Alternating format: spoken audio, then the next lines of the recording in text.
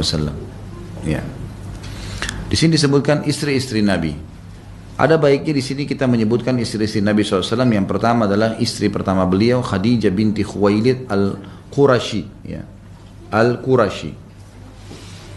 Di sini ditulis Al-Qurashiyah, maksudnya Al-Qurashiyah ya. Al-Asadiyah radhiyallahu anha. Beliau menikahinya sebelum menjadi nabi pada saat umur 25 tahun dan pada saat itu Khadijah berumur 40 tahun. Beliau tidak menikah dengan selain Khadijah hingga meninggalnya Khadijah. Semua anak Nabi SAW berasal darinya kecuali Ibrahim. Khadijah lah yang telah membela kenabiannya, berjuang bersamanya dan mengorbankan diri dan hartanya. Allah bersama Jibril mengirimkan salam kepadanya. Ini adalah keistimewaan yang tidak pernah diperoleh wanita selainnya. Ia meninggal 3 tahun sebelum hijrah. Di sini ada beberapa poin. Khadijah adalah istri pertama Nabi SAW dan dia janda yang dinikahi oleh Nabi SAW. Dan ini berarti tidak aib menikah dengan janda. Gak ada aibnya dalam Islam. Kalau emang wanita itu baik, gak ada masalah. Gak ada urusannya sama sekali. Perintah agama, kalau disuruh pilih antara janda dan gadis, mendahulukan gadis. Perintah agama. Nabi SAW berkata kepada Abdurrahman ibn Auf radhiyallahu anhu, waktu Abdurrahman punya opsi antara janda sama gadis. Terus dia pilih janda. Lalu kata Nabi SAW, dua-duanya baik, gitu kan? Dia pilih janda. Maka kata Nabi SAW, kenapa kau tidak menikah dengan gadis? Maka dia akan bisa memulai hidup baru denganmu. Karena tidak punya pengalaman sebelumnya. Tapi kalau ada janda yang kita ingin nikahi dan ternyata memang dia orangnya baik, tidak ada opsi, artinya tidak ada gadis yang timpal imannya dengan dia, maka bukan aib. Nabi SAW menikahi Khadijah dan Khadijah jauh lebih tua dari beliau. Di sini bedanya jauh sekali, 15 tahun. 25 tahun Nabi SAW dan Khadijah 40 tahun. Itu pelajaran pertama dari Khadijah. Yang kedua, beliau Nabi SAW pada saat itu menikah belum ada perintah agama. Belum ada perintah agama. Dan di awal-awal Islam belum ada perintah poligami dalam Islam awalnya. Maka Nabi SAW tidak menikah kecuali dengan Khadijah. Karena belum ada perintah poligami. Makanya kita lihat nanti akan datang perintah poligami setelah Khadijah meninggal. Maka Nabi SAW lalu melakukan perintah tersebut. Berarti sesuai dengan syariat Allah subhanahu wa ta'ala. Ini banyak muslimah yang salah faham. Nabi SAW menikah sama Khadijah buktinya tidak poligami sampai Khadijah mati. Itu di awal Islam. Ini di awal Islam. Dan kalau anda mengaku beriman pada Allah dan saya bilang tadi asas pertama cinta kepada Allah berbeda. Wanita yang cinta kepada Allah tahu hukum Allah subhanahu wa ta'ala, gitu kan? Kalaupun kita belum bisa melakukan, maka itu kita pribadi yang harus lebih belajar. Dan jangan pernah salahkan orang yang sudah melakukannya. Orang yang sudah rajin sholat malam, kita belum sholat malam, jangan kita mengatakan kok bisa dia sholat malam, ya nggak usah sholat malam, lebih enak tidur. Loh, orang sudah melakukan kesempurnaan agamanya. Harus kita malah memberikan acungkan jempol buat dia. Ini enggak, orang poligami malah diaib-aibkan. Ini nggak boleh, diolok-olok, hukum Allah. Kita bisa biar mendatangkan 1 juta argumentasi, tetap ini perintah Allah, nggak bisa dibantah. Hukum Allah subhanahu wa ta'ala. Tinggal bagaimana orang melakukannya dengan adab dan ilmu. Tidak sembarangan, gitu kan. Nanti akan ada bahasan di buku kita khusus masalah poligami, akan kita bahas panjang lebar tentang masalah itu. Bagaimana adab-adabnya, apa kira-kira tujuan-tujuan syariatnya. Kita pelajari baru kita renungin, gitu kan. Tapi jangan mulai dengan penolakan hanya karena kita belum punya ilmunya. Nggak boleh. Kita tolak haji dan umrah, sudah deh saya nggak mau pergi karena rame di sana. Dia nggak, terus kemudian salahin orang-orang yang pergi. Gimana cara? Orang jutaan yang pergi ke sana kok, nggak ada masalah mereka, gitu kan? Nggak ada masalah. Maka harus difahamin masalah ini. Ini juga pelajaran kedua dari poin yang penting, kadang-kadang kecil tapi butuh penjelasan. Nabi SAW tidak menikah dengan selain Khadijah hingga meninggal karena di awal Islam belum ada perintah poligami.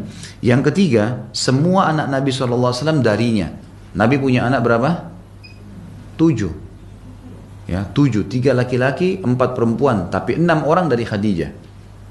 1 dari Maria Kipti. Maria Kipti nanti akan kita sebutkan, ini ada wanita yang dihadiahkan oleh Raja Mesir untuk Nabi SAW. Maka beliau mendapatkan anak Ibrahim dari sana. Tapi dari Khadijah, dari umur 40 tahun pun menikah, Masya Allah, Allah masih kasih anak 6 orang. Gitu kan? Yang pertama, dari laki-laki itu Abdullah, dan yang kedua Qasim, yang pertama, yang kedua Abdullah. Makanya julukan beliau Abul Qasim, ya, Abul Qasim. Kemudian 4 perempuan, ya, Ummu Kalthum, Ruqayyah, Ummu Kalthum, Zainab dan Fatimah. Ini semua dari Khadijah radhiyallahu anha. Dan ini pelajaran ibu-ibu sekalian, hati-hati dengan waswas syaitan. Perempuan itu makin sering melahirkan, makin sehat. Ini banyak orang tidak faham. Dan ini saya angkat di YouTube, ada ceramah saya masalah manajemen rumah tangga Islami. Panjang lebar saya sebutkan makna hadis Nabi SAW. Wanita ahli surga ada 4, di antaranya wanita yang banyak melahirkan. Ternyata di sini Allah Subhanahu Wa Taala, kata para ulama hikmahnya, kenapa membuat wanita melahirkan? Susah, 9 bulan hamil, harus begini, letih, melahirkan, merasakan ada sedikit sakit. Tapi Allah hubungkan dengan apa? Pahalanya sama dengan pahala jihad. Kalau dia meninggal pada saat melahirkan, termasuk dalam masa nifas, mati syahid. Setiap anak yang lahir wajib berbakti dengannya, gitu kan? Dan ternyata subhanallah, di rahim wanita itu butuh peremajaan. Yang paling sederhana haid setiap bulan. Kalau dalam pandangan beberapa ilmu medis mengatakan itu adalah sel telur yang tidak terbubuhi, gitu kan? Tidak terbenihkan, maka otomatis keluar darah haid. Itu secara medis pandangannya. Tapi kalau secara syar'i tidak seperti itu. Darah haid itu tidak ada hubungannya, tidak spontanitas berhubungan langsung sama sel telur, karena sel telur itu lebih halus daripada debu. Bagaimana dia bisa mendatangkan darah sampai seminggu, gitu kan? Itu adalah proses alami di mana Allah akan meremajakan rahim seorang wanita. Dan puncak peremajaan itu untuk kesehatannya nifas, darah yang keluar setelah melahirkan. Ini puncaknya. Makanya kita temukan wanita yang sering melahirkan. Coba Bapak Ibu renungi orang-orang dulu, nenek-nenek kita anaknya 10, 12, sehat, luar biasa. Beda dengan sekarang, misalnya orang punya 2 anak, 1 anak. Apalagi kalau dia memang sengaja haramkan dirinya. Ada wanita subhanallah diharamkan, ditutup kandungannya, nggak mau lagi hamil. Ini karena persepsi yang salah. Ini salah teman-teman sekalian. Kalau ajal datang akan datang, mau lahirkan atau tidak, gitu kan? Tidak ada hubungannya. Bahkan ada wanita, banyak wanita yang saya ketahui beritanya, bahkan sudah divonis oleh dokter berbahaya kalau hamil. Dia hamil sehat melahirkan, nggak ada masalah bagi dia. Hukum Allah lain kalau sudah berlaku dengan manusia, gitu kan? Ini bukan berarti kita melanggar kalau sudah tidak boleh oleh dokter. Sebaiknya kita ambil cadangan memang. Tetapi kalau sampai terjadi, karena ulama mengatakan haram menggugurkan kandungan kalau sudah ada ruhnya 4 bulan, udah nggak boleh. Di bawah itu masih dipertimbangkan kalau seandainya memang ada hal yang berbahaya bagi si ibu. Kalau nggak boleh, dibiarin. Dan banyak orang akhirnya melahirkan dengan normal. Ini penting untuk diketahui. Khadijah radhiyallahu anha ini sudah umur 40 tahun masih hamil. Kalau kita ambil hukum dalam agama kita per 2 tahun masa menyusui, berarti kali 6 anak itu 12 tahun kan? Ya, 6 anak, setiap anak 2 tahun berarti 12 tahun kan? Betul nggak? Baik, 12 tahun. Berarti Khadijah itu sampai umurnya 52 tahun itu masih ada anak, gitu kan? Dan subhanallah, ibu-ibu ada mertua, saya lihat sendiri mertua kakak saya di Surabaya, umurnya meninggal itu sekitar umur 90 tahun sekian. Subhanallah, baru berapa tahun meninggal, anaknya dia sendiri melahirkan 16 anak. 16 anak ini laki-laki dan perempuan, dan subhanallah sampai dia mau meninggal, anak-anaknya sampai sudah tua. Anaknya ada yang punya cucu, dia sudah punya cicit. Itu setiap hari gonta-ganti datang ke rumahnya, bawain makanan, perhatikan dia, tidak pernah kesunyian. Dari anak-anaknya yang belasan orang ini bolak-balik datang. Waktu di rumah sakit perhatiannya besar, luar biasa. Dan berapa banyak pahala dari 16 anak yang mendoakan dia. Kenapa harus terpengaruh dengan was-was syaitan, godaan orang-orang non-muslim? Nanti kalau banyak anak pusing, itu nanti kalau banyak anak seperti program KB, banyak anak, nanti akhirnya jadi banyak pengangguran. Belum lahir anak sudah dianggap jadi pengangguran. Gimana caranya pemikirannya itu? Nanti akan macet. Cina itu sampai hampir berapa miliar masyarakatnya, nggak ada masalah. Malah makin banyak SDM, makin banyak potensi. Kenapa kita harus berpikir negatifnya, bisa berpikir positifnya kan? Dan ulama bukan mengharamkan program KB ya, tapi kalau orang mengatakan 2 anak cukup, ikutin itu haram. Tapi kalau dia membatasi keturunan 2 tahun sekali, 3 tahun sekali, itu boleh dalam Islam, selama bahan-bahannya halal. Tapi ini harus difahamin, kita dalam syariat Islam ada hukum sendiri. Nggak boleh kita salah dalam melangkah hal-hal yang seperti ini ya. Ini pelajaran lain diambil dari Khadijah. Melahirkan ibu-ibu sekalian adalah kesehatan, itu permajaan rahim. Dan subhanallah mertua kakak saya ini sampai umur 90 tahun pandangan matanya masih terang, jalan masya Allah masih kuat. Sampai kakak saya cerita umurnya 60 tahun masih haid, gitu kan? Dia menopause malah terlambat, gitu kan? Karena suburnya. Subhanallah. Setiap kali hamil ceritanya selalu gembira. Setiap kali hamil tidak pernah bersedih. Alhamdulillah Allah kasih lagi anak. Dan Allah lahirkan anak-anak dari dia semuanya patuh. Subhanallah, nggak ada anaknya yang membangkang sama dia. Dan semua anaknya menjadi manusia yang baik. Jadi pengusaha-pengusaha, sarjana, baik, Masya Allah, baik semuanya gitu. Jadi ini termasuk dari belajar dari Khadijah radhiyallahu anha. Kemudian berjuang, ya, membela Nabi SAW dan berjuang bersamanya. Ini diambil juga dari hadis tentang cemburunya Aisyah. Nanti akan kita jelaskan masalah bagaimana kecemburuan dalam Islam ini. Bapak Ibu sekalian, dalam rumah tangga hanya boleh kalau terjadi pelanggaran agama saja. Tidak boleh cemburu pada hal yang bukan pelanggaran agama. Ini perlu. Ada ibu-ibu cemburu sama anaknya, bapak-bapak cemburu sama anaknya. Begitu pulang rumah istrinya lagi sibuk sama anaknya. Kamu ini kalau anak diurus, kalau saya tidak diurus. Loh, ini anakmu. Gimana cara cemburu dengan anak? Nggak nyambung pakai akal sehat. Gimana caranya? Nanti kalau anak sudah tidur, silahkan waktu buat Anda. Karena itu anak menjadi aset amal jariyah buat kita. Ada ibu-ibu juga begitu. Begitu pulang, anak-anaknya lagi main sama suaminya. Oh, kalau anak-anak diperhatikan, kalau saya enggak. Loh, ini anak. Gimana sih? Ini bukan cemburu pada tempatnya nih. Ada orang cemburu pada orang tuanya, mertuanya. Ini bukan tempat cemburu. Ibu-ibu harus tahu suaminya wajib bakti sama orang tuanya. Nggak bisa dihapus tuh status orang tua. Ibu-ibu juga, suami harus tahu ibu-ibu ini punya orang tua. Walaupun dia nomor satu, orang tuanya ada. Masa diputus? Silaturahim haram ini, nggak boleh. Dia juga punya orang tua, nggak bisa kita hapus statusnya. Kita kalau nikah sama seseorang, Bapak Ibu sekalian, kita juga menikah dengan keluarganya, tanda kutip ya. Dia punya kakak, dia punya adik, dia punya paman, dia punya orang tua. Terus kita mau hapus pada saat kita meninggal, mau di-cut, nggak mungkin. Gimana caranya? Ngertilah. Ada keluarganya datang senyum, ini mertuanya datang cemberut. Mertuanya begitu telepon mau datang, buat jadwal keluar kota. Kenapa, akhi dan ukhti? Kenapa? Sambut mereka, rahim, gitu kan? Ada waktu lowong kita baru keluar sama-sama. Ini enggak. Saya pernah temukan ada orang suami sampai menceraikan istrinya, gara-gara setiap kali ada keluarga suami datang pasti ditolak sama dia. Padahal tidak buat apa-apa nih, cuma mampir ke Jakarta lagi liburan, mau mampir di rumah.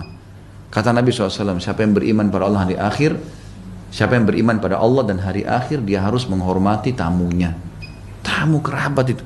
Dalam riwayatnya dikatakan, kata Nabi SAW, tamu itu kalau datang membawa rahmat, rezeki, dan kalau pergi membawa dosa, menghapuskan dosa pemilik rumahnya. Kenapa kita nggak suka dengan tamu? Istri saya subhanallah datang keluarganya semua di rumah, nggak enak sama saya nggak enak. Saya nggak ada keberatan, silahkan datang, terbuka rumah. Nggak ada masalah buat saya, malah berkah rumah itu. Kenapa? Kita mau eksklusif, gitu kan? Dan tidak mungkin kita mengkat keluarga kita dari kerabatnya. Jadi saya ingin sampaikan di sini masalah kecemburuan Bapak Ibu sekalian harus pada pelanggaran agama saja. Selain pelanggaran agama tidak boleh cemburu. Tidak boleh. Buang jauh-jauh tuh. Pasangan kita buat haram, tegur dia, cemburu di situ. Tapi pasangan kita buat perintah agama, suami bakti sama ibunya, kenapa mau cemburu? Gitu kan? Istri memperhatikan saudaranya, ya, saudarinya diberikan bantuan, kenapa harus cemburu? Nggak usah. Saling adil, berbagi, diskusikan, bicara baik-baik. Ini harus difahami. Jadi Khadijah radhiyallahu anha pernah ada sebuah hadis. Aisyah radhiyallahu anha cemburu dengan Khadijah ini. Dan ini kecemburuan perlu nanti akan saya jelaskan. Ada beberapa riwayat hadis Nabi SAW yang menceritakan tentang cemburunya Aisyah. Tapi perlu digarisbawahi. Cemburu Aisyah radhiyallahu anha yang salah Nabi tegur dan tidak boleh jadi hukum. Yang jadi hukum apa? Teguran Nabi SAW. Ini penting. Teguran Nabi SAW. Di antaranya hadis yang sahih, pernah Nabi SAW lagi duduk bersama Aisyah di siang hari, kemudian terdengarlah salam, ada orang memberikan salam wanita, 2 orang. Waktu Nabi SAW dengar suara tersebut, tiba-tiba Nabi loncat dengan semangat membuka pintu, kayaknya suara ini gak asing. Lalu Nabi SAW buka, ya, ternyata ada 2 wanita masuk, lalu kata Nabi SAW kepada Aisyah, Aisyah, hormatin tamu kita, layanin. Aisyah pun melayanin 2 tamu tersebut, tapi adab dalam Islam, kita tidak perlu terlalu banyak bertanya pada tamu kenapa tujuannya datang, kenapa kesini, ini nggak ada. Kalau mereka ceritakan, kalau enggak ya sudahlah, berarti dia cuma mau datang, kenalan, cukup. Dalam Islam adabnya begitu, gitu kan? Ada makanan apa, hidangkan. Ya, nggak usah kita mengatakan mau makan apa. Ada makanan apa, keluarin, gitu kan? Keluarin udah. Itu namanya ikram, penghormatan. Yang ada di kulkas, yang ada di sini keluarkan nih, silakan dipilih kalau mau makan apa. Itu adabnya begitu memang dalam Islam. Nabi Ibrahim alaihissalam kalau ada tamu tidak pernah bertanya mau makan apa, tujuannya apa, langsung silahkan diberikan makanan semuanya, makan semua. Kalau dia tidak sampaikan hajatnya berarti cuma datang mau kenalan, udah. Maka Aisyah radhiyallahu anha tidak bertanya siapa orang ini. Nabi suruh hormatin, dihormatin sama dia. Udah, kamu dari mana, asal dari mana, mau kemana, tujuannya apa datang ke sini. Ada perempuan curiga mau mungkin ganggu suaminya, macam-macam yang tidak masuk di akal. Gak perlu terlalu jauh. Jangan buka pintu-pintu syaitan, tutup semua pintu syaitan. Kita harus percaya pada pasangan kita, nggak boleh. Selesai perempuan tersebut pulang, 2 orang. Sebenarnya perempuan ini berumur dan sudah pulang. Lalu kata Aisyah, ya Rasulullah, siapa tadi perempuan itu? Kenapa kok anda hormatin sekali? Kata Nabi SAW, yang satu adiknya Khadijah. Yang tadi salam itu karena suaranya sangat mirip, ini adiknya Khadijah. Yang satu lagi, sahabat dekatnya Khadijah, sering mendatangi rumah kami dulu di Mekah. Waktu itu Aisyah belum paham, tiba-tiba cemburu. Ya Rasulullah, anda masih mengenang wanita Quraisy yang sudah keriput semua mukanya. Khadijah maksudnya, gitu kan? Dan sudah masuk ke dalam tanah, sudah mati. Allah sudah gantikan anda dengan wanita yang lebih baik juga dari Quraisy. Maksudnya masih hidup dan muda, cantik, gitu kan? Ini perkataan Aisyah, kecemburuan. Perhatikan, banyak orang salah paham. Ini yang diangkat, ditonjolin. Itu Aisyah aja cemburu. Ini salah. Yang jadi hukum, perhatikan teguran Nabi apa. Ini jadi hukum. Bukan ininya. Orang yang saya sering luruskan Bapak Ibu sekalian, orang yang selalu mengatakan Aisyah cemburu, ini menjelekkan Aisyah radhiyallahu. Keliru. Allah menjadikan Aisyah penyebab keluarnya hukum. Kan gitu. Ini nggak boleh salah faham. Perhatikan teguran Nabi SAW, kata Nabi SAW, wahai Aisyah, tidak akan pernah ada yang menggantikan Khadijah. Karena Khadijah beriman sama saya di saat orang semua kufur. Khadijah menolong agama ini dengan hartanya. Dan Allah karuniakan saya anak darinya yang tidak dimiliki dari istri yang lain. Ibu-ibu maaf, kalau ada yang nikah sama duda, jangan cemburu kalau cerita masa lalunya. Orang punya masa lalu. Ibu lagi duduk makan sama suami, namanya duda, punya masa lalu. Baik, dia cerita, saya dulu kalau sama si fulana, saya sering dibuatin caplok telur kalau pagi. Oh sudah, kamu ingat aja sana, pergi sama sana. Mana caranya? Adabnya adalah, baiklah, saya coba buatin ya, mudah-mudahan buatan saya lebih enak. Selesai. Dengan cara ini, dia redam pintu syaitan dalam dirinya, dan juga dia bisa mengambil hati suaminya. Oh iya, ternyata dia bisa gantikan. Kan begitu. Gak boleh orang. Bapak-bapak nikah sama janda, jandanya menceritakan, dulu saya kalau sama si fulan, kadang-kadang malam Ahad saya dibawa jalan.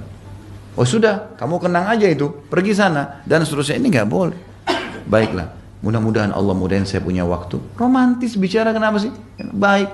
Ya, mudah-mudahan Allah mudahin waktu, saya akan ajak insya Allah di tempat yang lebih baik dari kau dulu diajak. Selesai. Sekarang sudah jadi istri kita. Harus kita memang lebih baik dari yang sebelumnya tentunya.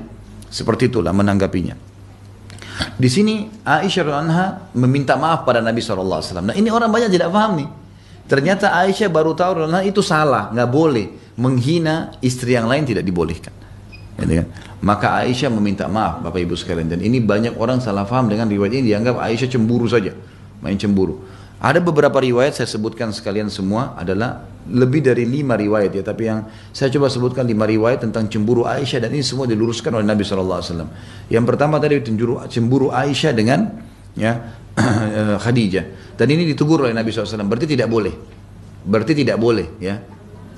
Kedua adalah cemburu Aisyah radhiyallahu anha dengan disebutkan dalam riwayat itu tentang malam pada saat Nabi SAW lagi sholat malam, tepatnya di nisfu Sya'ban. Sebenarnya bukan karena malam nisfu Sya'bannya ya, tapi di sini Nabi SAW pernah pas Aisyah dapat giliran malam, istri yang Nabi nanti yang lainnya malam-malam tertentu, waktu Aisyah tertidur lelap, dia bangun tengah malam, Nabi SAW tidak ada di sebelahnya. Maka spontan Aisyah cemburu, karena rumah istri-istri Nabi ada di sebelah-sebelah. Langsung Aisyah pakai baju ke rumah sebelah, ketukin, ada Rasulullah, ada Rasulullah, ada Rasulullah, semua diketukin satu-satu. Waktu diketukin satu-satu, mereka bilang, tidak ada wahai Aisyah, ini malammu, tidak mungkin Rasulullah datang kepada kami. Rasulullah itu bukan pengkhianat, nggak mungkin. Malam kamu ya malam kamu. Maka Aisyah pun tergopoh-gopoh menuju ke masjid, melihat ternyata Nabi SAW lagi sholat tahajud, gitu kan? Karena rumah Nabi SAW tidak besar, beliau sholat di masjid, gitu kan? Waktu Nabi SAW salam, Aisyah lagi terengah-engah nafasnya. Kata Nabi SAW menghadap kepada Aisyah, wahai Aisyah, kau cemburu lagi? Ini malam sholat untuk tahajud, saya lagi sholat, gitu kan? Maka Aisyah meminta maaf, gitu kan? Nah ini pelajaran, kalau ada di antara ibu-ibu yang poligami, Ini tidak boleh cemburu dengan istri yang lain. Ini salah tempat. Nggak boleh cemburu dengan mereka. Kecuali suami melanggar, tidak adil, melanggar hukum Allah, baru cemburu. Ini salah tempatnya kalau cemburu sembarangan nih. Nanti kamu di sana buang waktu lebih banyak, nanti kamu makan sama-sama, nanti kamu begini. Tidak ada, dilahirkan masalah, terbuka pintu syaitan. Nggak boleh. Nggak boleh, ini penting untuk diambil pelajaran. Ini riwayat sering disalahgunakan, disalahfahami. Yang ketiga adalah cemburu Aisyah radhiyallahu anha dengan Sofia. Sofia istri Nabi SAW, nanti akan ada juga namanya di sini, dari turunan Yahudi, gitu kan, yang memiliki kecantikan mirip dengan Aisyah. Jadi Nabi SAW kalau sering dari rumahnya Sofia datang ke rumah Aisyah, Aisyah merasa cemburu. Pernah satu kali Aisyah mengatakan, ya Rasulullah, Anda ini kok suka sekali sama wanita yang kerdil itu? Karena rupanya Aisyah dengan Sofia sama-sama postur tubuhnya pendek, gitu kan? Tapi memiliki kecantikan, maka dia merasa saingannya, gitu kan? Dan Nabi SAW kadang-kadang kalau datang, sering kali kalau beliau datang ke rumah istri yang lain, beliau menceritakan tentang masalah. Kalau ditanya, ya Rasulullah, Anda dari mana? Saya dari rumah fulan. Bahkan Nabi mengatakan, oh tadi saya dihidangkan makan ini, maka saya tidak makannya sekarang. Itu bukan aib. Nabi sudah kenyang, Nabi bilang, tadi saya sudah dihidangkan makan ini. Aib, bukan aib, jujur itu. Kadang-kadang istri cemburu nih, oh kalau sana kamu makan sama saya tidak mau makan. Orang sudah kenyang, ya udah hidangkan minum aja selesai. Kenapa harus ribut gitu kan? Ini enggak, seperti itulah kehidupan, syaitan masuk. Maka Aisyah pernah berkata, ya Rasulullah, cukup Anda dari wanita kerdil itu. Gitu kan? Apa yang terjadi? Kata Nabi SAW, wahai Aisyah, kau telah mengucapkan kalimat, kalau ditaruh di air lautan, rusak semua tuh air lautan. Artinya berat sekali dosamu. Maka Aisyah meminta maaf. Dan tidak pernah terulang lagi nih. Ini orang banyak lupa nih. Bahkan banyak kadang-kadang di antara ustadz angkat, itu istri Nabi cemburu. Nah tapi nggak dijelasin. Cemburunya ini karena apa? Dan hukum adalah teguran Nabi SAW bukan cemburunya Aisyah. Hanya Aisyah dianggap buruk radhiyallahu anha. Padahal Allah SWT menjadikan beliau penyebab keluarnya hukum. Makanya banyak rumah tangga tidak harmonis karena salah paham dengan ini nih. Boleh cemburu buta sembarangan. Tidak boleh saudaraku. Tidak boleh saudariku. Haram dalam agama. Nggak boleh cemburu. Bahkan kalau ada orang poligami, dia harus bisa membangun ukhuwah di antara mereka. Harusnya dia tidak cemburu dengan saudarinya. Dia mengajaknya keluar sama-sama, jalan. Poligami yang susah seperti itu memang. Ukhuwah terjalin. Suaminya pergi kerja, dia sama-sama. Suami pergi jihad, mereka sama-sama. Saling bantu-membantu, kunjungin, saling masak. Gitu kan. Dan seterusnya, saling berbagi kepada saudarinya. Karena perintah agama itu. Cintanya untuk Allah melampaui kecintaan dunianya. Riwayat yang keempat adalah cemburu Aisyah radhiyallahu anha dengan Ummu Salamah. Ummu Salamah radhiyallahu anha pernah waktu Aisyah lagi duduk bersama Nabi SAW di siang hari, lalu dihidangkanlah senampan kurma. Tujuannya Ummu Salamah, karena Ummu Salamah ini sudah berumur lebih tua dari Nabi SAW. Maka Nabi SAW lagi duduk sama Aisyah. Ummu Salamah niatnya baik, ini hadiahin kurma supaya dimakan sama Abi dan Aisyah, gitu kan? Waktu Aisyah melihat pembantu Ummu Salamah bawa, cemburu, ditepis piring itu, jatuh, tumpah semua kurmanya. Lalu kata Nabi SAW, pungutlah kepada pembantunya Ummu Salamah, ibumu sedang cemburu, gitu kan? Ibumu sedang cemburu. Lalu Aisyah malu dan minta maaf dengan Nabi SAW. Minta maaf. Dan ini tidak pernah terjadi lagi. Setelah itu Ummu Salamah hadiahkan makanan, istirahat dengan makan, tidak pernah lagi Aisyah cemburu. Hal yang baik. Orang niat baik kasih makanan, kok kita nilai negatif, nggak boleh nih. Bahkan kadang-kadang su'udhan, syaitan datang, diberikan hadiah oleh istri lain, nih kenapa nih dikirimkan nih? Ada sihirnya barangkali, ada begini, ada begitu, macam-macam. Ini syaitan semua, nggak boleh, gitu kan? Nggak boleh. Ini termasuk riwayat. Pernah juga Aisyah cemburu dengan Saudah binti Zam'ah, gitu kan? Aisyah lagi buat makanan. Waktu itu kebetulan Nabi SAW lagi ada di satu tempat yang keduanya ada, Saudah dan Aisyah ada. Lalu Aisyah melihat Saudah, dia cemburu, lalu dia berkata, ya Rasulullah, ini buatan saya. Dan dia hadap ke Saudah mengatakan, kau harus makan makanan saya nih. Ini buatan saya. Kata Saudah, saya nggak mau. Nanti kan. Kata Aisyah, kalau kau nggak mau, saya akan coret makanan ini di wajahmu. Maka kata Saudah, tetap saya tidak mau. Maka Aisyah mengambil betul makanan itu, dicuil di wajahnya Saudah. Gitu kan. Saudah balik ke arah Nabi SAW. Kata Nabi SAW, cuil juga wajahnya. Ambil tuh, cuil juga wajahnya Aisyah. Maksudnya apa? Kalau kalian mau bertengkar, ya bertengkar sekalian deh. Nah, ada apa kok bertengkar gara-gara makanan? Kenapa kau Aisyah maksakan Saudah makan makananmu? Kenapa kau Saudah juga harus menolak? Kan tidak ada urusannya. silakan makan, iya ambil sedikit, makan. Nyenangin orang, nyenangin saudara muslim kan pahala. Apalagi ini sama-sama satu rumah tangga, gimana? Maka pada saat mereka saling coret wajah, akhirnya mereka malu sendiri.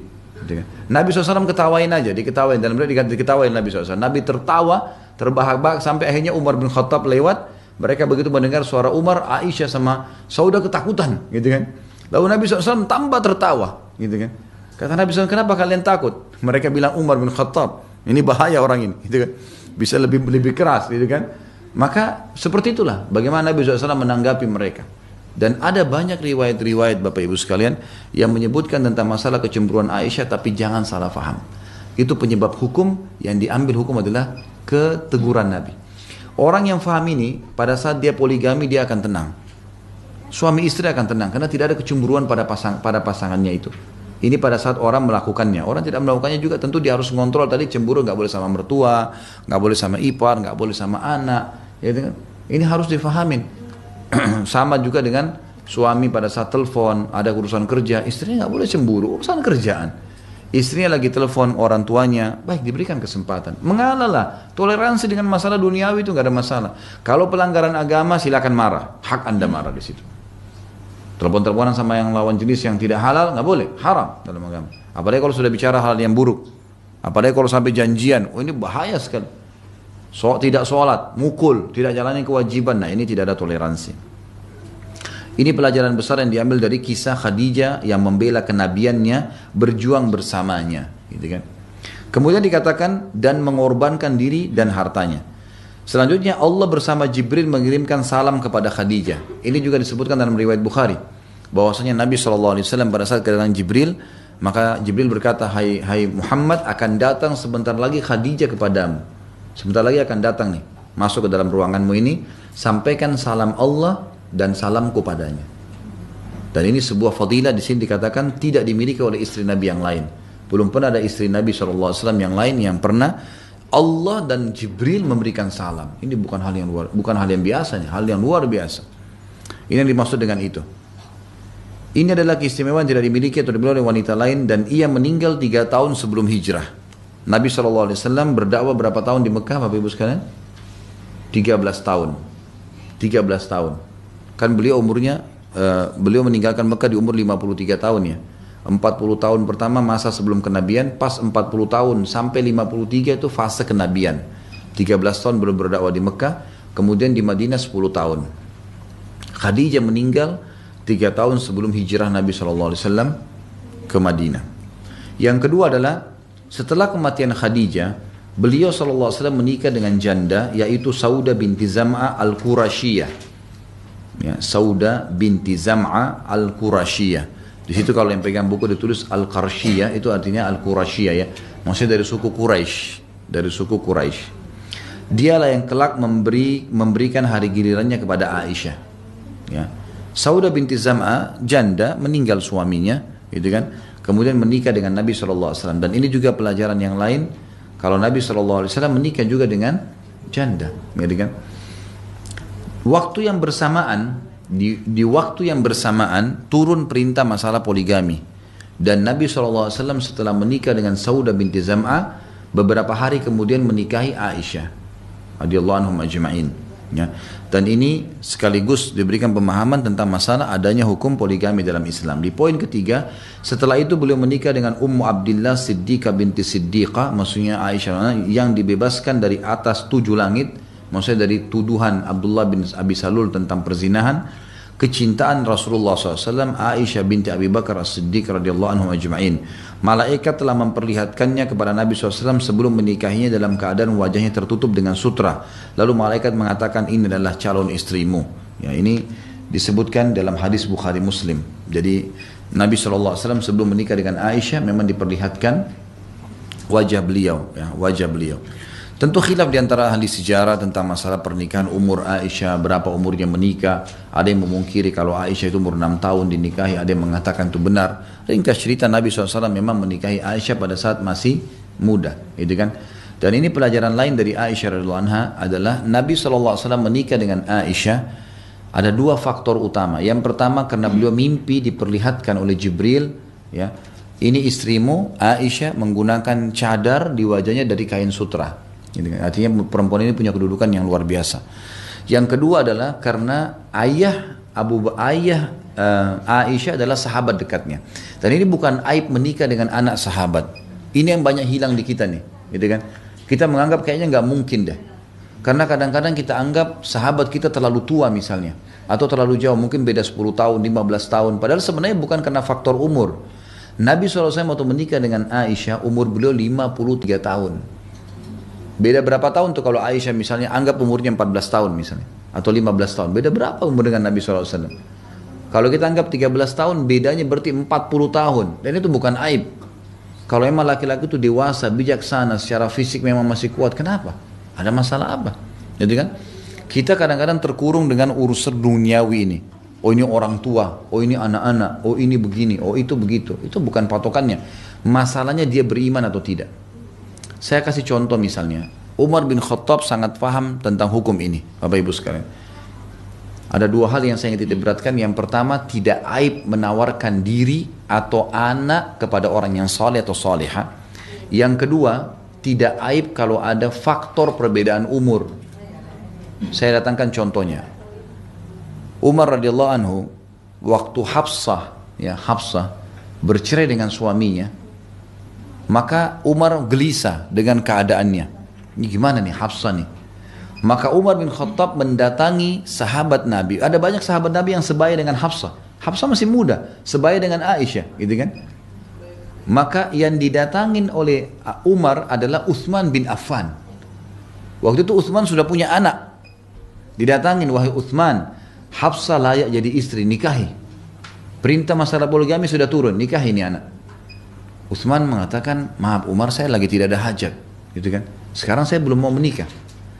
Umar keluar dari rumah Utsman cari siapa orang yang saleh nih. Nggak dicari bujang-bujang tuh. Didatangin Abu Bakar sudah nikah. Wahai Abu Bakar, Hafsah layak jadi istri, nikahi dia. Saya ingin menyelamatkan akhiratnya, nikahi. Maka kata Abu Bakar, saya berpikir, diam Abu Bakar. 3 hari Abu Bakar nggak kasih jawaban.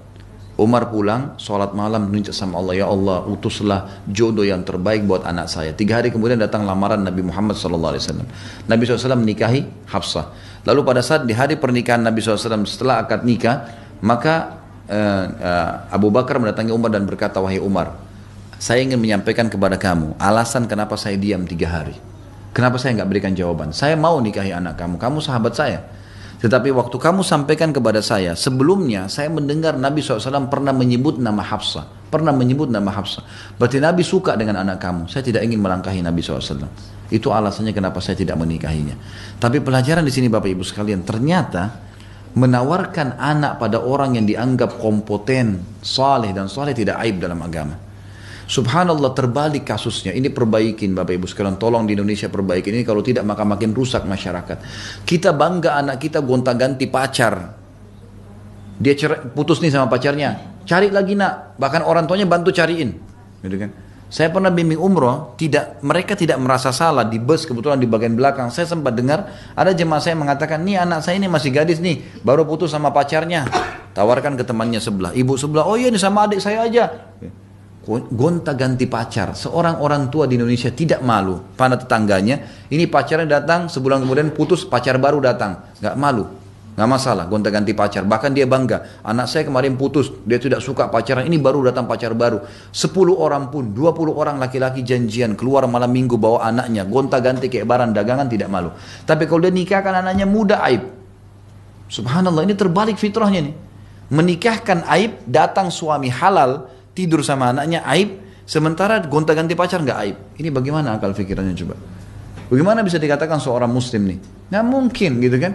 Kenapa kita harus merasa aib? Saya bilang sama pengajian saya, Bapak Ibu sekalian, kalau Anda lihat pada diri anak Anda, kita bisa baca tuh. Ada anak-anak yang bisa ngontrol hawa nafsunya, ada. Masya Allah sampai kuliah pun sarjana tetap tenang, aman. Dan ikut program pengajian ada. Ada anak-anak baru balik saja, umur 17, 18 tahun sudah nggak bisa ngontrol hawa nafsunya. Kelihatan, sudah mulai kayak orang yang mencari pasangan. Kita bisa lihat sebagai orang tua. Bapak Ibu sekalian, walaupun belum selesai sekolah, lebih baik kita datangkan 1 piring makanan tambahan untuk anak mantu di meja kita. Anak kita aman daripada kita biarkan tahan dia untuk bergaul bebas di luar. Zina terjadi, kita halalkan, Dan kita tidak mau datangkan anak mantu untuk menikah. Baik Ustaz, nanti apa yang dia mau makan? Kita yang bantu dong sebagai mertua. Bantu modal, bantu ide. Tapi anak kita aman kan? Apa kata Nabi SAW? Siapa yang telah menikah, dia telah menyelamatkan setengah agamanya. Setengah. Sudah aman tuh, karena godaan terbesar bagi laki-laki perempuan, godaan terbesar bagi perempuan siapa? Laki-laki. Kalau ada anak-anak sudah dilihat kacau nih pergaulannya, ujung-ujungnya di belakang lawan jenisnya. Pasti. Perempuan sudah mulai kurang ajar sama orang tuanya, di belakangnya laki-laki tuh. Laki-laki sudah mulai kurang ajar sama orang tuanya, di belakang ada perempuan tuh. Masalah. Kenapa nggak dinikahin Bapak Ibu sekalian? Jangan pernah hubungkan prestasi dunia dengan ibadah. Tidak ada hubungannya sama sekali. Pernikahan dengan sarjana. Nggak ada hubungannya. Masa orang harus sarjana dulu baru sholat malam? Nggak ada hubungannya. Sama sekali nggak ada hubungannya. Jadi kita hubungkan dengan itu. Lalu mereka mau makan apa? Apakah memang sarjana menjamin orang bisa dapat kerjaan? Berapa banyak orang yang tidak ada kerjaannya tapi bisa kerja, dapat, gitu kan? Banyak orang. Banyak orang. Saya tahu banyak orang kaya raya tidak ada sama sekali ijazahnya. Tentu kalau kita bisa membuat mereka punya sekolah formal, bagus. Saya berbicara anak-anak yang kemungkinan bermasalah nih. Bagaimana menghadapi mereka? Lebih bagus Bapak Ibu sekalian kita datangkan sebuah piring yang akhirnya piring ini akan membuat anak kita tenang, gitu kan? Bahkan saya terima kasus di Jakarta, semoga Allah berikan hidayah. Itu orang tuanya bangga, anaknya ada 3 atau 4 laki-laki, bawa pacarnya masing-masing. Salaman sama orang tuanya, ini gini, ini ditanya siapa, dikasih makanan, ya udah istirahat di kamar sama anaknya. Ini bukan suami istri ini, berzina di atas lantai 2, lantai 3 rumahnya nggak masalah. Aib. Tuh kenapa nggak dinikahin? Malu kalau menikah muda. Subhanallah, gimana ini fitrahnya? Apa bedanya kalau dinikahin sudah sekalian? Akhirnya saya tahu kasusnya orang itu, anaknya akhirnya berpacaran, hamil di luar nikah, dinikahkan juga, tapi setelah hamil. Bagaimana caranya? Anak yang hamil nggak ada status ayahnya, walaupun pemilik sperma, nggak ada warisan. Anaknya perempuan nggak bisa jadi wali pernikahannya. Kenapa harus dirusak semua nih? Ini kenapa? Karena persepsi kita yang salah, tidak sesuai dengan agama dari awal. Ini perlu difahami Bapak Ibu sekalian. Pernikahan Nabi SAW dengan Aisyah yang masih muda, ya, dan Aisyah itu dinikahi oleh Nabi SAW justru karena ada Abu Bakar yang menawarkan juga Aisyah. Selain memang mimpi Nabi SAW, dan tidak ada aib. Pernah juga ada seorang wanita datang ke masjid dan menawarkan diri kepada Nabi SAW, mengatakan, ya Rasulullah, saya hibahkan diri saya. Anda mau nikah dengan saya, silahkan.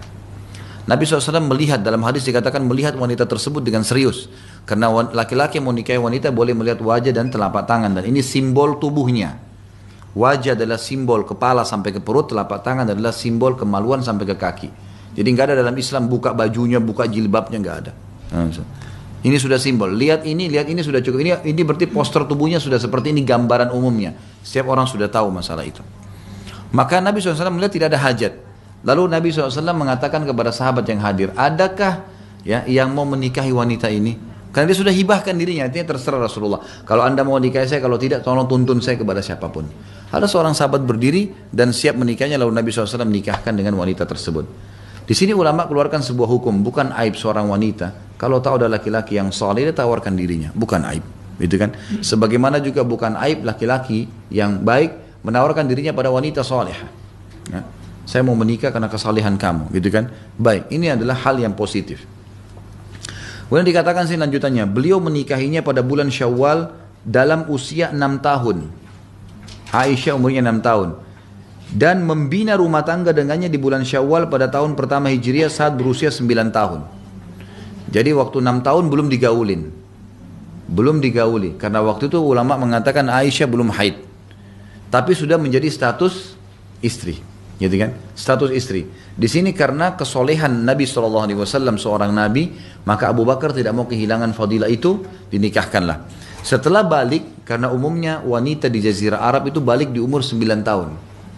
Biasanya karena faktor cuaca ya. Faktor cuaca di Jazirah Arab, di wilayah-wilayah umumnya panas, itu India, Jazirah Arab yang ada gurun pasir ya. Termasuk di sini sebagian wilayah Rusia, itu memang biasanya wanita mereka lebih cepat balik. Ada 8 tahun, 9 tahun sudah balik. Laki-laki juga begitu. Biasanya laki-laki di umur 10, 11 tahun sudah balik. Kalau wilayah kayak kita Katulistiwa, di garis Katulistiwa biasanya karena kelembaban tinggi, ini berpengaruh pada kebutuhan biologis. Makanya di Timur Tengah biasanya bulu itu lebih banyak tumbuh di badan karena faktor faktor apa namanya hormon ini dan faktor cuaca. Di kita di Asia Tenggara umumnya tidak seperti ini. Mungkin bulu di badan tidak terlalu banyak, hawa nafsu juga tidak seperti beratnya orang yang berada di Timur Tengah. Ini bukan karena makanan, tapi karena faktor lingkungan. Karena kalau mereka makan kambing misalnya, kita juga makan kambing. Tapi ini faktor cuaca, udara memang berbeda, gitu kan. Nah kalau kita biasa umumnya balik diadakan penelitian itu kalau perempuan biasanya 13 tahun, 14 tahun, laki-laki pun biasanya berada di umur ini. Kalau ada perempuan di bawah ini biasanya memang kena faktor hormon yang ada. Nah di sini disebutkan di footnote nomor 24, ini menimbulkan banyak kecaman dari para kaum orientalis dan antek-anteknya tentang pernikahan Nabi SAW dengan Aisyah yang ketika itu masih berusia 9 tahun.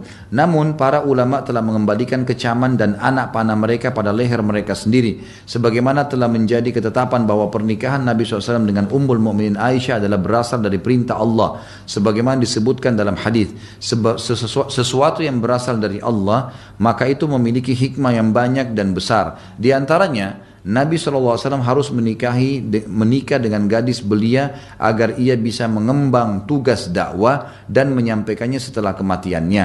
Apalagi sudah dekat masa kematian Nabi SAW. Kan Nabi waktu menikah dengan Aisyah itu sudah di umur 53 tahun ya.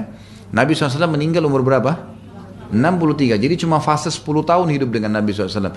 Dan ini fase kaderisasi. Makanya riwayat-riwayat kalau dari perempuan paling banyak dari Aisyah radhiyallahu anha. Bahkan setelah Nabi SAW meninggal, umur beliau itu masih ada ulama mengatakan 17-18 tahun. Tapi menjadi ulamanya sahabat. Sampai banyak sahabat yang bertanya, terutama berhubungan dengan masalah hubungan rumah tangganya Nabi SAW.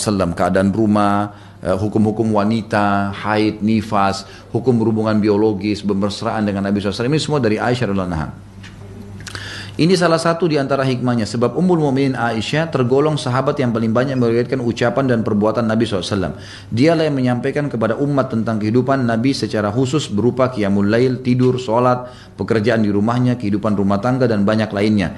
Ini tidak dimiliki oleh seorang pun dari istri-istri yang lain seandainya ia berusia tua. Niscaya ia mati selang beberapa waktu dari kematian Nabi SAW. Bersamaan dengan itu pula lenyapnya mayoritas sunnah dan berita tentang kehidupan Nabi SAW. Jadi ternyata betul di antara istri Nabi SAW termasuk Aisyah ini istri Nabi yang paling lama meninggal dunia karena masih muda. Dan dengan itu umat banyak mengambil pelajaran dari Aisyah radhiyallahu anha. Adapun bagaimana Nabi SAW membangun rumah tangga sementara usia Aisyah masih 9 tahun, apakah ini sudah pantas menikah dalam usia sekecil ini? Sebagaimana telah diketahui bahwa orang-orang yang hidup di wilayah-wilayah yang berdekatan dengan garis khatulistiwa, gadis mereka mencapai usia haid lebih cepat daripada gadis yang hidup di wilayah-wilayah yang dingin dan jauh dari garis khatulistiwa itu sendiri. Yang pertama biasa haid pada usia 8 atau 9 tahun, sementara yang kedua haidnya baru datang hingga usia 14 atau 15 atau lebih daripada itu. Yang dimaksud ini daerah gurun panas ya, seperti yang saya jelaskan tadi. Bukan tolak ukur garis khatulistiwanya sebenarnya, karena khatulistiwa lebih dekat kepada kita, gitu kan, lebih dekat kepada Indonesia. Tapi kita lihat ternyata Indonesia sebenarnya baliknya lebih telat, seperti umumnya di wilayah-wilayah yang ada musim dinginnya. Pelajaran surat kabar Al-Jumhuriyah Al-Masriyah. Jadi kebetulan penulis ini dari Mesir beliau, dan beliau tinggal di Afrika. Maka beliau tidak mengetahui tentang kasus garis khatulistiwa itu. Jadi yang dimaksud adalah masalah hidup di dekat sekitar padang pasir. Beliau mengatakan surat kabar Al-Jumhuriyah Al-Masriyah, sama kalau kita nama-nama koran terkenal lah ya. Itu pada tanggal 1 bulan 10 1997 Masehi, pada halaman kedua menyebutkan berita ini berjudul anak wanita Pakistan berusia 8 tahun hamil 5 bulan. Jadi di Pakistan, karena termasuk daerah padang pasir, ada anak 8 tahun dinikahkan oleh orang tuanya terus hamil, gitu kan. Kok bisa terjadi? Berarti dia sudah haid di umur itu. Surat kabar ini menyebutkan para dokter Pakistan telah menemukan keberadaan anak wanita usia 8 tahun sedang hamil 5 bulan, dan ini menandakan memang mereka sudah haid pada saat itu. Ini cuma membuktikan tentang masalah haid itu. Bahkan di salah satu negara Arab, kalau saya tidak salah di Emirat Arab itu, ada seorang wanita umurnya 18 tahun punya cucu. Ya, ini fakta, nggak usah dibayangkan. Terutama ibu-ibu, karena biasanya kalau saya bicara masalah cerai, dibayangkan dirinya cerai, nikah dibayangkan nikah. Jangan pakai perasaan. Ini fakta yang terjadi. Jadi wanita ini ternyata menikah, dinikahkan orang tuanya dengan salah satu kerabatnya yang juga masih muda. Anak wanita ini ternyata haid di umur 9 tahun, gitu kan? Dan kelihatan anak ini postur tubuhnya beda, sudah seperti anak yang 18 tahun, 19 tahun, sudah sangat besar postur tubuhnya dan kelihatan anak ini sangat dewasa oleh orang tuanya dinikahkan sama sepupunya sendiri, ya. Sepupunya juga sekitar 18 tahun kalau nggak salah umurnya, menikah dengan anak ini. 1 tahun kemudian di umur 10 tahun ternyata hamil, gitu kan, dan melahirkan anak. Anak pertamanya perempuan. Si perempuan ini. Ternyata anak perempuannya dia sama dengan dia, sama dengan ibunya. Di umur 9 tahun haid juga. Postur tubuhnya juga besar oleh ibunya. Ibunya ini sekarang umur 18 tahun dinikahkan anaknya. Jadi umur pada saat anaknya menikah 9 tahun, 1 tahun kemudian punya anak. Jadi si ibu ini punya cucu di umur 18 tahun. Itu ada kejadian. Tapi yang kita sedang titik beratkan masalah adanya haid di umur itu, ya. Bukan kita bicara tentang faktor masalah pernikahan tadi. Dikatakan beliau tidak menikah. Ini kita lanjutkan bahasan tentang istri Nabi SAW yang ketiga, Aisyah radhiyallahu anha. Beliau Nabi Muhammad SAW tidak menikah dengan satu gadis pun selainnya, dan wahyu tidak pernah turun pada beliau saat berada di selimut wanita selainnya. Maksudnya pada saat berada di rumah wanita lain tidak pernah wahyu turun. Tapi kalau di rumah Aisyah wahyu sering turun, gitu kan? Ini menandakan memang ada hukum tersendiri yang Allah inginkan pernikahan Nabi SAW dengan Aisyah. Aisyah adalah wanita yang paling dicintainya dan pembebasannya turun dari langit ketujuh. Sudah tahu masalah ini ya? Jadi pernah waktu Nabi SAW pulang dari perang Bani Mustalik namanya. Perang ada satu suku namanya Mustalik. Itu Nabi SAW pulang, ternyata waktu pasukan lagi istirahat, gitu kan. Nabi SAW bersama sahabat lagi istirahat. Aisyah radhiyallahu anha ini rupanya punya hajat. Orang zaman dulu maaf kalau mau kencing, mau buang air besar pergi ke padang pasir. Kan ini istirahat tengah padang pasir ya. Maka Aisyah pun radhiyallahu anha keluar dari gerandahnya. Itu gerandanya dibuat dipikul oleh 4 orang sahabat, ditutup dengan gorden, dengan kain. Gitu. Kemudian Aisyah keluar dari situ, kemudian pergi selesaikan hajatnya. Waktu dia kembali, pasukan sudah jalan. Sahabat ini pikir Aisyah ada di dalam. Karena 4 orang yang pikul, dia tidak terasa bebannya. Karena Aisyah juga badannya kecil, gitu kan. Maka pada saat Aisyah kembali di situ, ternyata pasukan sudah jalan. Aisyah pun turun duduk di atas sebuah batu, gitu kan. Dan pada saat itu sudah turun ayat hijab, maka beliau sudah menggunakan cadar. Kata Aisyah, saya pun membuka cadar saya untuk menghirup udara, gitu kan, lebih ini karena sambil menunggu orang. Ternyata di pasukan Nabi SAW ada satu sahabat mulia namanya Safwan. Safwan ini orang yang sangat mulia, orangnya tidak pernah ganggu-ganggu perempuan, orangnya baik sekali, gitu kan. Dan dia tugasnya karena amanah orangnya di pasukan itu Nabi SAW suruh dia terlambat. Jadi dia selalu terlambat, nanti pasukan jalan dilihat dia jalan terakhir. Nanti kalau ada pedang yang jatuh diambil, ada kendi air diambil. Tugasnya dia itu, ngumpulin barang-barang yang tertinggal. Baik. Waktu Safwan melihat Aisyah radhiyallahu anha dari jauh, kata Aisyah, dia pun mengenalku karena dia mengenal wajahku sebelum turun ayat hijab. Gitu kan? Maka dia pun berkata, Inna lillahi wa inna ilaihi raji'un. Lalu mendekatkan untanya ke arahku tanpa melihatku. Enggak memandang apa-apa nih. Dan Aisyah sudah paham unta itu disuruh duduk, maka Aisyah betul disuruh naik ke atas. Karena Aisyah termasuk yang ketinggal di dalam perang ini, harus dibawa gitu kan. Maka Safwan punya tugas, dinaikkanlah. Kata Aisyah, sepanjang jalan tidak pernah Safwan ngomong satu kalimat pun, saya pun tidak bertanya. Ini kadang-kadang ini sekalian pelajaran Bapak Ibu sekalian. Kalau tolong orang jangan tanya kamu kenapa terlambat, kamu di mana, nggak ada urusan. Sekalian kenalan, ini nggak ada. Nah iya, ini pelajaran. Karena kalau membantu orang ya bantu orang, gitu kan. Tiba-tiba misalnya kita lagi jalan ada orang jatuh ditabrak, mau dibawa ke rumah sakit, gitu kan? Lain. Ini Safwan, Aisyah mengatakan tidak pernah dia bertanya satu kalimat pun, tetap lihat ke depan dan Aisyah pun tidak bertanya. Udah sama-sama menjaga imannya. Subhanallah, pasukan Nabi SAW istirahat di satu tempat lagi, ya kan? Di kejauhan. Nabi SAW biasanya kalau perang memang membawa salah satu dari istri beliau. Nah kebetulan waktu itu Aisyah yang ikut kan, radhiyallahu anha. Nabi SAW biasa kalau lagi istirahat, istrinya turun dari geranda, bantu siapin makanan. Mungkin Nabi SAW butuh waslap biasanya dipakai di lap badan beliau untuk menyegarkan tubuh gitu kan. Layanan seorang istri kepada suaminya. Maka Nabi SAW lihat tidak ada Aisyah. Mana Aisyah? Sahabat pergi ke geranda, wahai Aisyah, Ummul Mukminin, nggak nyaut. Berapa kali nggak nyaut? Dibuka gorden nggak ada. Tersebar berita waktu itu, Aisyah ditangkap oleh musuh. Satu pasukan nih tersebar, gitu kan? Luar biasa beritanya tiba-tiba. Tidak lama kemudian sementara lagi tersebar ini, jangan sampai Aisyah diambil oleh pasukan, kita harus menyerang kembali nih dan seterusnya. Dari kejauhan, lagi siang bolong seperti ini, untanya Safwan jalan, Aisyah di atas. Safwan pegang. Ini kalau ibu-ibu nih, kalau bapak-bapak, lihat pasangannya tiba-tiba begitu. Di mobil, ada sama orang lain. Langsung syaitannya berbicara. Padahal belum tahu masalah nih, gitu kan. Belum tahu masalah, ini gini. Maka yang paling pertama dilakukan oleh pimpinan orang munafik, Abdullah bin Abi Salul, mana bisa laki-laki perempuan jalan berdua ndak zina. Langsung vonis.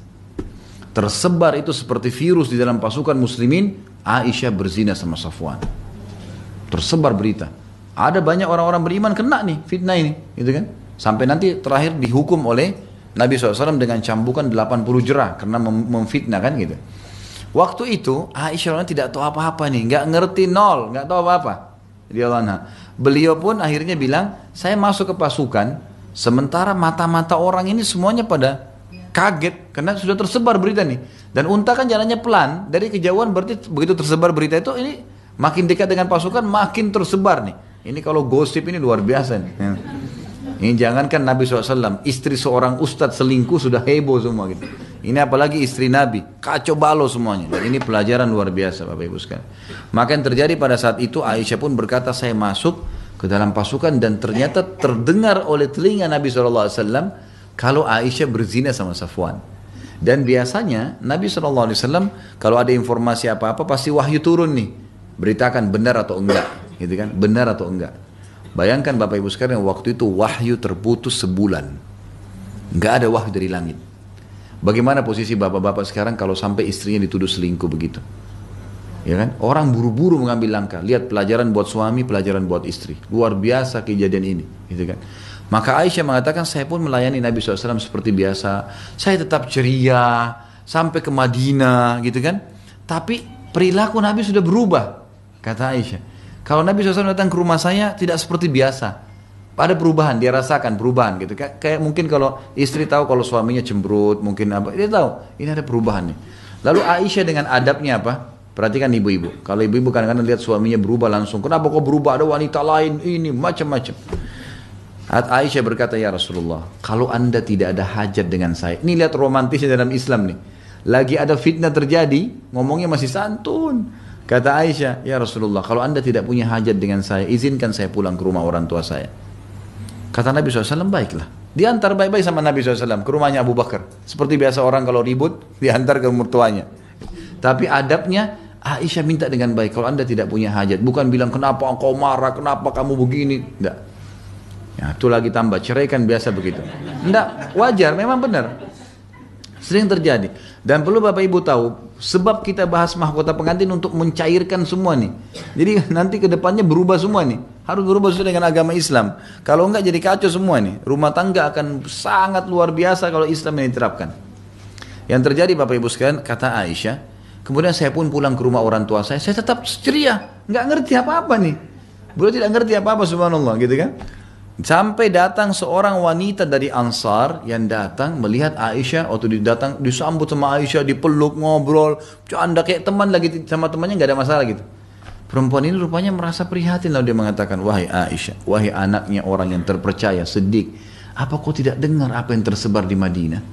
Kata Aisyah, tidak, sama sekali saya tidak tahu ada apa. Mereka telah membicarakan sesuatu yang buruk tentang kamu, untuk kau di atas tunggangannya Safwan. Telah tersebar berita kau berzina dengannya. Kata Aisyah, tiba-tiba seluruh tulang saya jadi lemas, jatuh terduduk di lantai dan menangis sambil berkata, apakah mereka menyebarkan itu? Kata perempuan tersebut, iya wahai Aisyah, mereka menyebarkan itu. Apa kau percaya? Dia bilang tidak, saya tidak percaya. Saya tahu siapa kamu. Tapi di Madinah ini, satu Madinah sudah dua kubu nih, yang percaya dan yang tidak percaya. Kata Aisyah, saya pun menangis dan saya hanya berkata, ini sebabnya kenapa Rasulullah SAW berubah. Saya sudah mulai tahu nih, kata Aisyah. Semenjak itu saya menangis terus, gitu kan. Nabi SAW tunggu wahyu. Untuk memberitahukan ini benar atau salah nih. Tapi sebulan gak ada wahyu. Nabi SAW coba beristihad. Hari demi hari berdoa, belum ada datang wahyu. Sampai puncaknya setelah sebulan, Nabi SAW sudah pisah rumah sama Aisyah, gitu kan. Tapi mengunjungin iya, gitu kan. Tapi di rumah sini. Maka setelah disampaikan oleh wanita dari Ansar tadi, Aisyah sudah merasa tahu, oh ternyata ini masalahnya. Nabi SAW rupanya waktu itu tidak mengunjungi Aisyah, tapi Nabi SAW lagi mengumpulin sahabat dari sahabat Muhajirin dan Ansar di masjid beliau. Lalu beliau mengatakan, kenapa ya ada orang yang menyakiti aku di keluargaku, menuduh keluargaku sesuatu yang tidak benar dan aku tidak tahu kecuali kebaikan darinya, dan menuduh salah satu sahabatku, maksudnya Safwan, orang yang sangat takwa kepada Allah. Kenapa ada orang sebarin berita ini nih? Semua orang di Madinah tahu penyebarnya adalah kepala munafik Abdullah bin Abi Salul. Tapi adabnya Nabi, Bapak Ibu sekalian, dalam Islam begitu. Kita kalau benci pun sama seseorang, jangan sebutin namanya.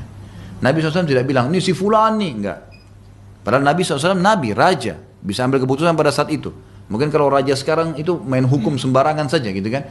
Ini enggak, Nabi SAW cuma mengatakan kumpulin sahabatnya. Kenapa ya? Ada di antara kalian gitu kan, yang menyakiti saya di keluarga saya. Katakan istri saya selingkuh dan segalanya. Sahabat saya yang saya tidak tahu kecuali orang yang sangat bertakwa kepada Allah. Lalu rupanya sahabat ini sudah tahu nih siapa yang dimaksud. Orang ini Abdullah bin Abi Salul, kepala munafikin dari suku Khazraj namanya. Di Madinah dulu ada dua suku Arab Madinah yang nanti namanya Ansar, Aus dan Khazraj, dua suku ini. Nah, Aus dan Khazraj ini, dari Khazraj itu ada Abdullah bin Abi Salul nih, kepala munafikin yang buat fitnah. Maka tiba-tiba berdiri orang dari Aus, dari suku yang satu, mengatakan, ya Rasulullah, kami tahu siapa yang Anda maksud. Perintahkan kami tebas lehernya. Ini dari Aus nih. Berdiri satu orang dari Khazraj, dia tahu siapa yang dimaksud nih. Ini sudah mulai muncul fitnah besar. Suku sama suku sudah mulai perang nih. Kata si dari orang Khazraj ini kepada Aus, demi Allah, kau tidak mengucapkan itu kecuali karena kau tahu dari suku kami. Kenapa kau berani mau tebas lehernya? Ribut nih. Berdiri lagi satu orang dari Aus, dihardik lagi yang tadi yang satu nih, yang terakhir. Dikatakan, kamu munafik, kenapa kau bela dia? Ini menyakiti Rasulullah, tebas lehernya, ribut nih. Waktu Nabi SAW lihat ribut sahabat, turun dari mimbar. Nabi diam, gak ngomong apa-apa. Ini tambah besar fitnahnya. Sahabat pun sering ribut nih. Ini luar biasa gitu ya. Maka Nabi SAW pun menuju ke rumah Abu Bakar. Ini sekarang keputusan terakhir nih. Wahyu belum turun. Datang ke rumah Abu Bakar. Setelah salam sama Abu Bakar mertuanya, gitu kan? Kemudian beliau datangi Aisyah. Aisyah lagi nangis, gitu kan? Rupanya di sini Aisyah sudah tahu berita, awalnya tidak seperti itu. Lalu kata Nabi SAW, ini lihat adab seorang suami pada istrinya, kalau informasi masih simpang siur, belum jelas. Apa yang harus dilakukan? Nabi SAW duduk dekat Aisyah lalu mengatakan, wahai Aisyah, dengan suara baik, santun. Kalau kau benar melakukannya, bertaubatlah sama Allah. Allah Maha Pengampun. Taubat, kalau kau lakukan benar, taubat, itu jalan kunci. Kalau kau tidak lakukan, pastikan Allah akan menurunkan pembelaanmu dari langit ketujuh. Aisyah bilang, tadinya saya lemas, nangis, berhari-hari gak mau makan. Ini sampai malu rasanya mau keluar rumah nih. Satu Madinah tahu kalau ada berita tentang zina. Dia bilang, tiba-tiba saya punya kekuatan, saya berdiri dan saya mengatakan, ya Rasulullah, Anda pun terpengaruh dengan informasi itu. Artinya luar biasa kalau sampai suami saya pun begitu. Nabi SAW diam. Kata Aisyah, wahai ayahku Abu Bakar, tolonglah. Ya, jawab Rasulullah SAW. Jangan Rasulullah pun terpengaruh dengan berita itu. Saya nggak lakukan. Apa kata Abu Bakar? Ini ibu-ibu ambil pelajaran. Subhanallah. Orang kalau kena fitnah, sabar, Tuhannya bersama dia. Kata Abu Bakar, wahai anakku, saya tidak tahu mau jawab apa Rasulullah. Saya tidak tahu itu benar atau tidak. Kalau saya bela kamu, kemudian kamu lakukan, saya salah. Kalau saya mengatakan kau tidak lakukan, saya tidak punya bukti. Aisyah terputus dari suaminya. Madinah sudah fitnah. Suaminya sekarang juga Nabi SAW diam. Abu Bakar pun ayahnya tidak mau bela. Dia balik ke ibunya. Wahai ibuku, jawablah Rasulullah SAW. Jawab nih, ini fitnah besar. Kata ibunya sama Abu Bakar. Hai anakku, saya tidak tahu mau jawab apa Rasulullah. Saya nggak tahu ini benar atau tidak. Kalau saya bela kamu, sementara kau lakukan, saya berdosa. Tapi kalau saya mengatakan kau tidak lakukan, ternyata lalu saya mengatakan kau tidak, saya tuduh kamu, saya salah, nggak boleh. Gitu kan? Lalu Aisyah mengatakan, Pada saat itu seluruh tubuh saya lebih remuk dari sebelumnya dan luar biasa saya merasa sudah tidak tahu harus buat apa. Sambil menangis dengan suara keras saya mengatakan saya hanya mengucapkan. Dia bilang, ya Rasulullah, kata Aisyah, ya Rasulullah, demi Allah saya tidak akan tobat kepada Allah masalah ini karena saya tidak melakukannya. Saya tidak berzina, untuk apa saya tobat, gitu kan? Lalu kata Aisyah, ya Rasulullah, saya hanya akan mengucapkan apa yang diucapkan Yakub alaihissalam, ayah Nabi Yusuf. Pada saat Yusuf hilang, Allah menceritakan dalam Al-Quran, innama ashku bathi wa huzni ilallah. Saya hanya keluhan, saya akan sampaikan keluhan dan kesedihan saya kepada Allah. Kalian semua tidak percaya, saya kembalikan kepada Allah. Pada saat Aisyah menyebutkan kalimat tersebut sambil menangis, maka Nabi SAW tiba-tiba menyudut ke sudut di sudut rumah itu. Biasanya Nabi SAW kalau begini ada wahyu mau turun.